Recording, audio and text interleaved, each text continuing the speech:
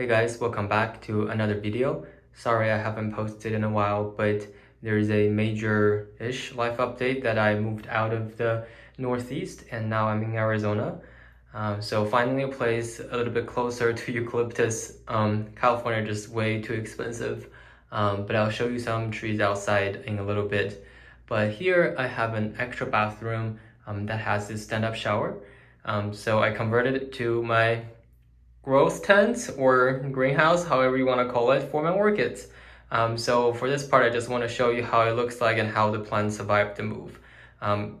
Most of them did okay. Of course, they really weren't happy. A lot of them dropped mailing leaves, and I had a couple that basically just kind of rotted in transport. And it's pretty rough for them, like it was rough for me moving cross country, and I can't imagine how the plants fared. But basically, this is the stand-up shower. I have my growth light up there. And one thing I really like about this setup is that, oh my goodness, now it's so much easier to water them. I just have to turn on the shower head, which is there, and then just spray them. And I just feel like finally I'm closer to, those people who have a yard. I can spray and hose the plants without having to dip them in like a tub of water every day, which was a huge drain emotionally, trust me. Despite how much I love the plants, having to water them every day for like an hour is quite tedious. Okay, so just really quickly show you how the orchids are doing. On the bottom shelf level here, I have my Cymbidium encephalium. I only kept one. I really like this one because it's super fragrant, and it's pretty sturdy and it grows easily as well. It's been here for like a month or so, a little bit over probably, and it's already pushing out like one, if you see there, two, and I don't really know if you can see another one in the back. Three new growth, and it's also starting this new growth back there, so I assume it's happy. It doesn't need a lot of light, so put it in the bottom-ish level. And next to it, I have this, what was it again? It's a Guarianthe. I keep forgetting the name these days. It must be me getting old. It's the one that is the fall blooming relative of Skinneri.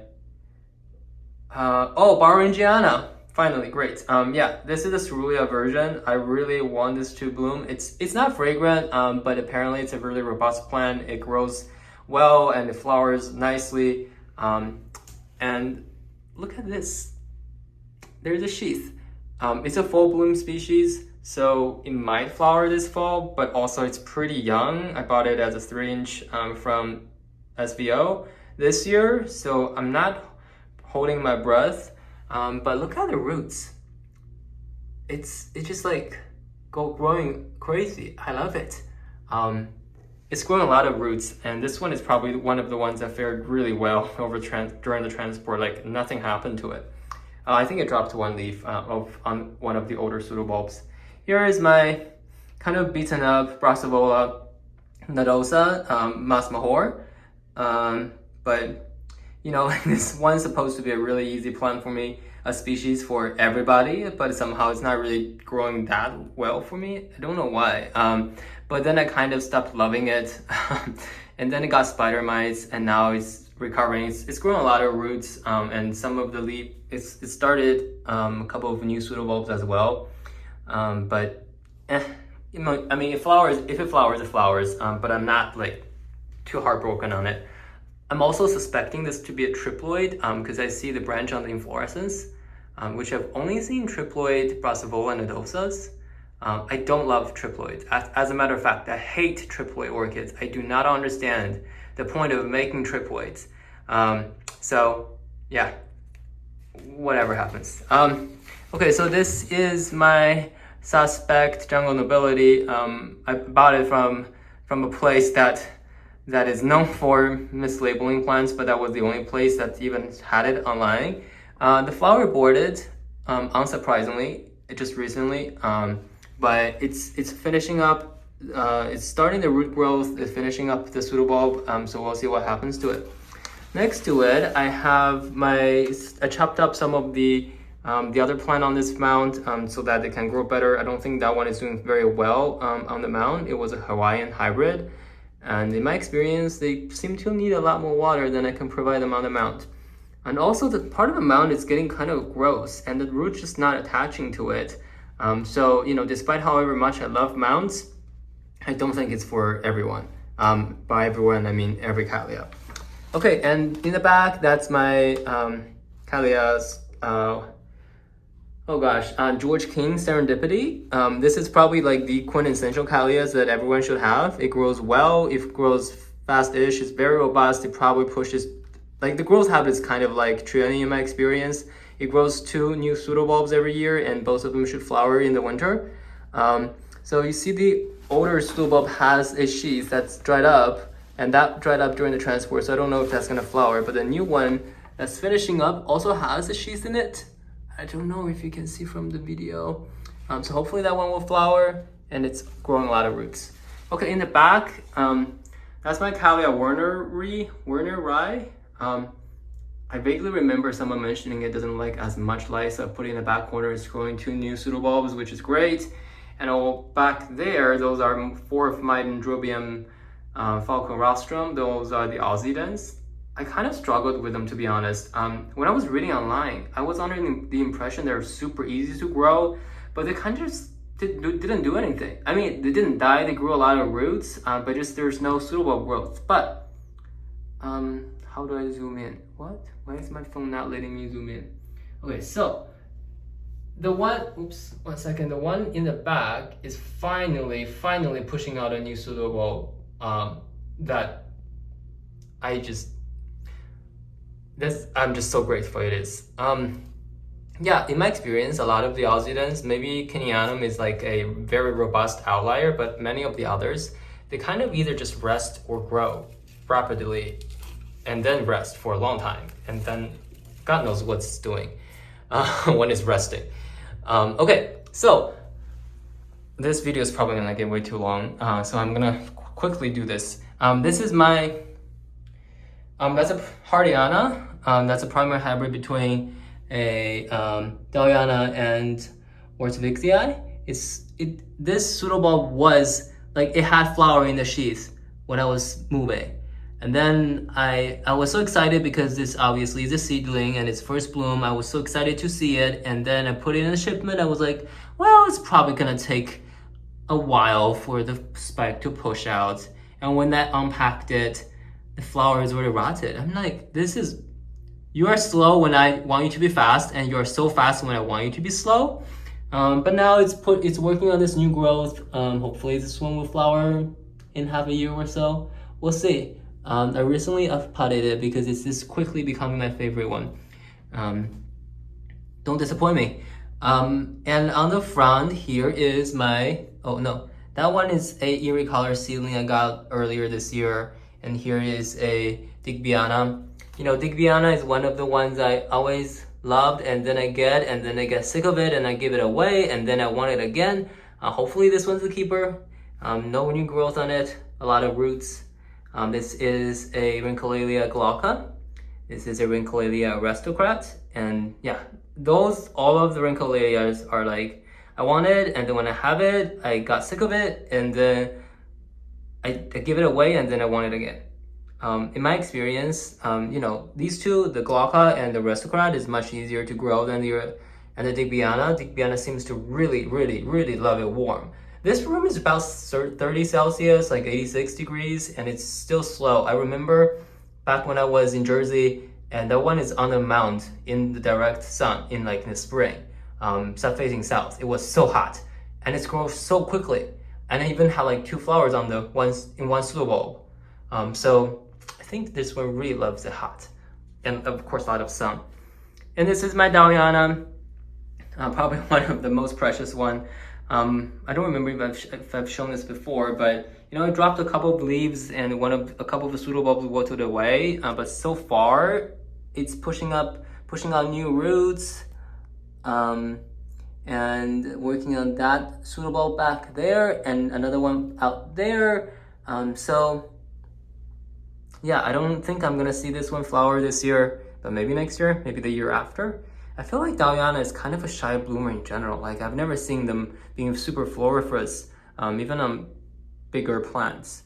But anyways, I've never seen one in real life, so I hope I can see it before I'm too old. Here is the cutting a part of my Walkeriana Samialba. I love Samialba, it's so strong, so I kept the cutting of it because the back half of it was kind of not doing so well, and it's never gonna root again, and then the mound wasn't doing well, so yeah, it is like the front half on a basket. And again, more color.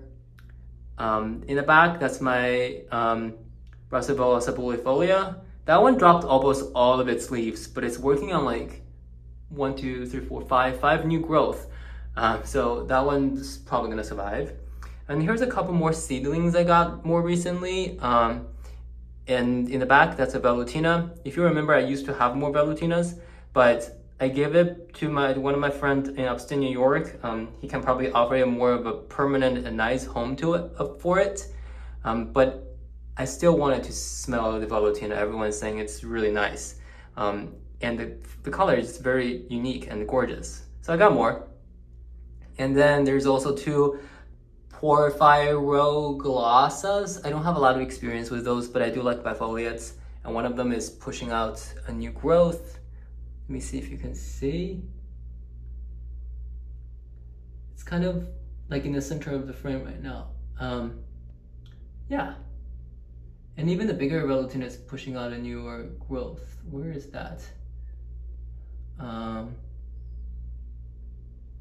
Sorry, the growth light is quite strong. Yeah, there it is. It's in the center. So hopefully that one will do well. We'll see. Now I feel like I'm at the stage with orchids. It's just like, you do you. I'm no longer holding out hope. Okay, back there, more eerie color, a couple more seedlings. This is a Rosita Daliana, growing okay. My Acklandii dropped a lot of leaves, but it's recovering. And my Warswixii really did well. It didn't phase at all, like during the transport. I was very impressed. I also have a Logizii seedling I recently got. Look at the new root and new growth. This is probably one of the easier bifoliates in general, but it's still very cute. You know, just being easy doesn't mean we shouldn't have them. Okay, I don't have a lot of mounts anymore, just because I realized not a Volocalias really like being mounted as much. And also the shower head doesn't really reach a lot of the mounts. So I only kept my Brassavola cuculata, actually penticulata. This one also dropped a lot of leaves, but it's working on a lot of new growth. There's like 5 or 6 on them.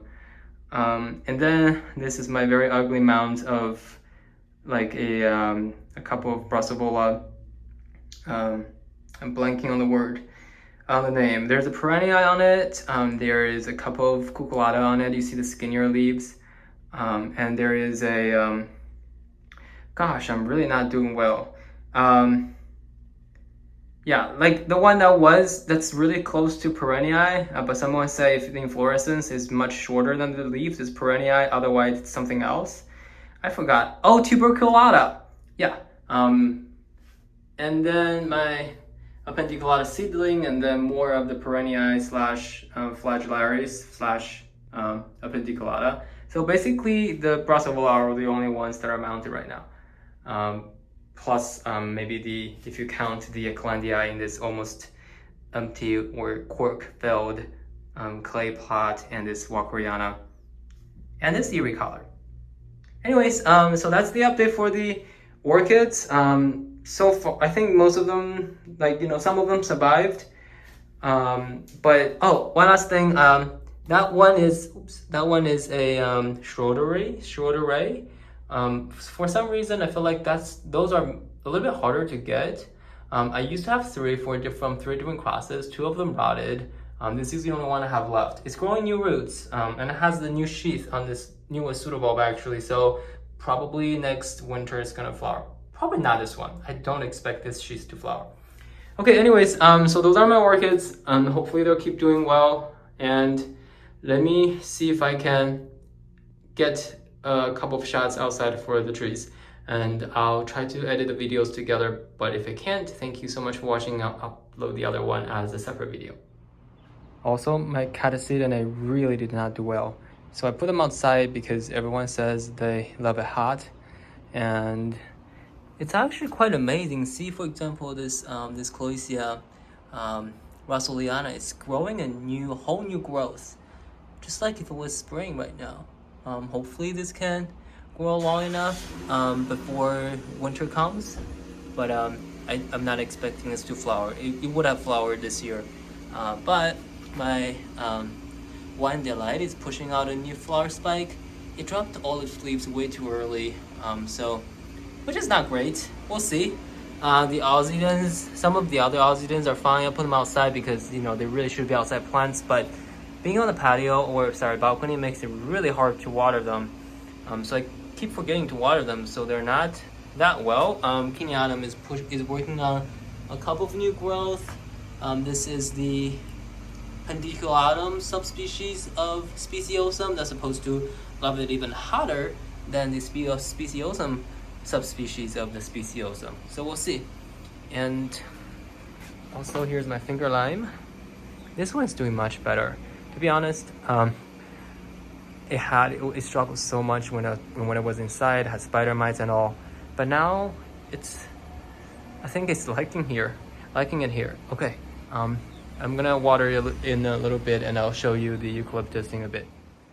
Okay, here are a few eucalyptus polyanthumus. I never actually they would expect them doing so well in a hot area like this, because they're native to, you know, the southeastern Australia. But of course they're not doing so hot either, like, you know. I believe they're also being irrigated. Okay, here are a couple of other eucalyptus polyanthumus. Not the most widely planted eucalypts here, but actually I wanted to show you this, which I believe it's some sort of sycamore. But look at the white trunk, it's so beautiful. I feel like, yeah, it's one of the trees, the non-eucalyptus trees that I really like. You know, the London Plains, the sycamore is just because of their beautiful trunk, and this one is pretty white and powdery. And this is just a prime example of how beautiful this sycamore is. Look at the white trunk, the full crown, and if you look at the little growth there, you know, like it's a relative of London Plain tree. It's pretty furry. Well, I guess you may not be able to tell by just looking at it. But yeah, very nice little tree. Okay, I'm gonna get going now, but just a couple of other eucalyptus polyanthumus, and I'll see if I'll walk past a couple of coolabah to show you in a little bit, but you've seen coolabah before, so I'll keep it short. I guess this is probably not the best example, but here is a coolabah. You can see the lower trunk being very, you know, like a box-like, and the upper branches being pretty smooth. So I think this is a pretty typical example. I know a lot of them are labeled Microtheca here, but I think those are mostly coolabahs, and there's just a lot of them here. I think those are the ones that probably does the best without additional irrigation here in southern Arizona. But yeah, I always feel weird talking outside with a camera, so I'll stop here. But thank you guys so much for watching. I will see you next time.